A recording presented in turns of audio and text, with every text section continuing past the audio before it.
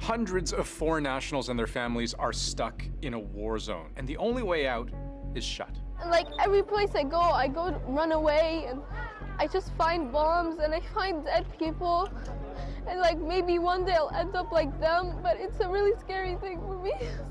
With an Israeli ground invasion of Gaza imminent, Canada and others have been pushing Egypt to open up its Rafah border crossing.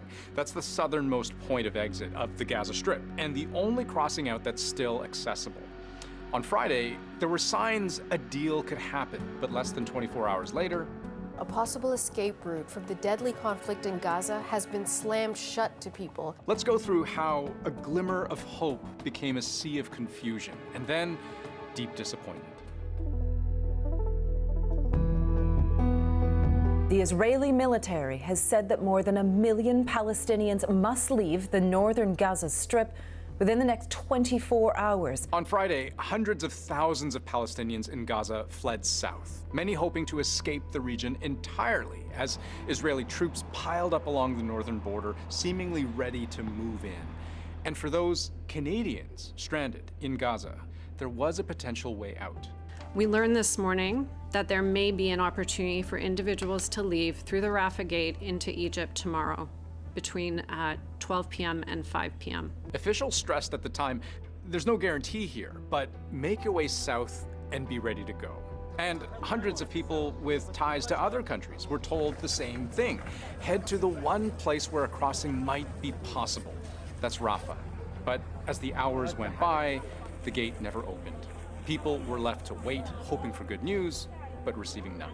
Everyone was calling the embassies and they were telling them that they don't know if they're gonna cross today or not. Some embassies called and told the people to leave, so people started leaving. If Rafah doesn't open, we could be in serious trouble. I don't know what to do. It took less than 24 hours for the plan to collapse. Here's how that happened. Hopes were raised, then dashed for dozens of Canadians who are trying to get out of Gaza. As of Saturday morning, Canadian families went to the Rafah crossing and had to turn and go back to where they were coming from in Gaza. The international agreement that was theoretically in place to allow that to happen had fallen apart. The scene was chaotic. Hundreds of people at gates that wouldn't open.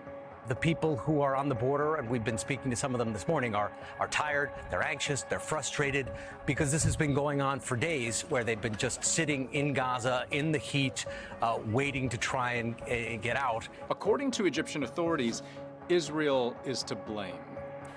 Egypt blames Israel for the Rafah crossing being closed, saying Tel Aviv isn't allowing it to be opened from the Gaza side. Egypt has, as a precondition for letting anyone through its border with Gaza, that humanitarian aid must be allowed in. There are long lines of trucks filled with food and medicine waiting at the Egypt-Gaza border, ready to move.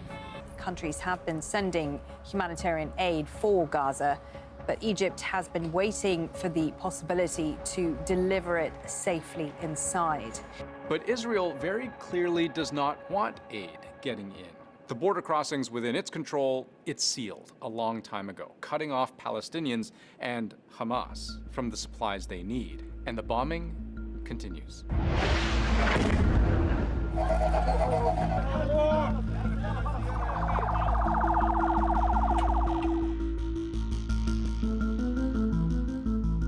For aid to get in, humanitarian groups need safe passage. And from the very start, Israeli airstrikes have not stopped.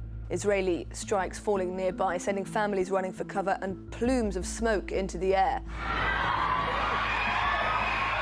Israeli Prime Minister Benjamin Netanyahu confirmed in a one-line statement, there is no ceasefire. The latest information I have is that there was violence around the Rafah crossing, and therefore the operation had to be canceled. And we should point out, safety and security is a big preoccupation for Egypt. It doesn't want a Palestinian refugee crisis on its hands, especially if there's no guarantee that they'd ever be allowed to go back home. What Egypt is looking at are the refugee camps in Lebanon and Jordan that hold 500,000 respectively, and more than 2 million people who were expelled or fled Palestine in 1948, 56 and 67, and their descendants are still stuck. Because consider the difficulty of screening those foreign nationals who are allowed through by the hundreds.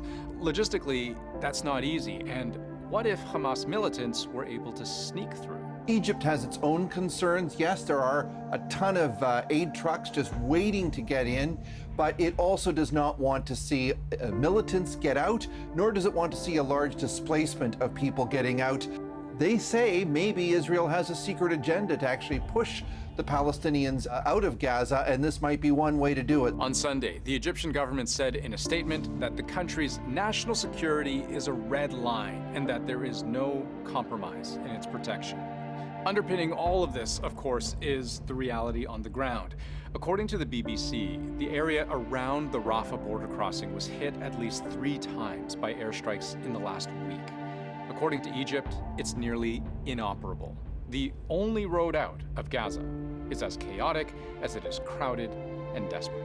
No water, no food, no nothing, no life here, no life. These people here live.